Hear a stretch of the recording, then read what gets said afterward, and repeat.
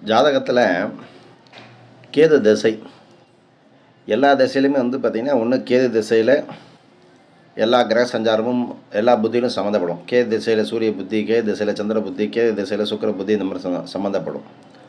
அதே மாதிரி இதர திசைகளில் சூரிய திசை எடுத்துக்கோங்க, சந்திர திசை எடுத்துக்கோங்க, புதன் திசை எடுத்துக்கோங்க, எந்த திசை எடுத்தாலும் அந்த கேதுங்கிறது இருக்கும்.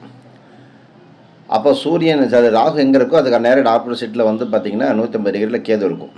எப்பவுமே பார்த்திங்கன்னா இந்த கேது சம்மந்தப்பட்டுருச்சு அப்படின்னாவே நம்மளுடைய வேலைகள் எல்லாம் இந்த கடைசி நேரத்தில் முடியக்கூடிய நேரத்தில் ஏதோ ஒரு காரணத்தால் இழுத்துக்கிட்டு போகும், தடை கொடுத்துக்கிட்டே இருக்கும். முடியக்கூடிய நேரத்தில் பிரச்சனை வந்துகிட்டே இருக்கும். நம்ம திருப்பி கிக் பேக், திருப்பி ஜீரோலேருந்து மேலே ஆரம்பிக்கணும். இதுக்கெல்லாம் நீங்கள் உங்கள் ஜாதகத்தில் பார்த்திங்கன்னா மிக முக்கியமாக பார்த்திங்கன்னா இந்த சுக்கிரன் கேது சம்பந்தம், குரு கேது சம்பந்தம்லாம் இருந்துச்சு அப்படின்னு கேட்டிங்கன்னா இவங்க பிஸ்னஸில் எல்லாம் போட்டிருப்பாங்க, இன்வெஸ்ட்மெண்ட் பண்ணியிருப்பாங்க, ஆனால் வரதில் பிரச்சனையாக இருக்கும். ஸோ இதுக்கெல்லாம் என்ன பண்ணணும் அப்படின்னு கேட்டிங்கன்னா விநாயகருடைய ஜாதகத்தை வச்சு பூஜை பண்ணி கற்பக விநாயகருக்கு பிரார்த்தனை பண்ணிக்கிட்டு ஒவ்வொரு சதுர்தசியிலும் தேங்காய் உடைச்சி பிரார்த்தனை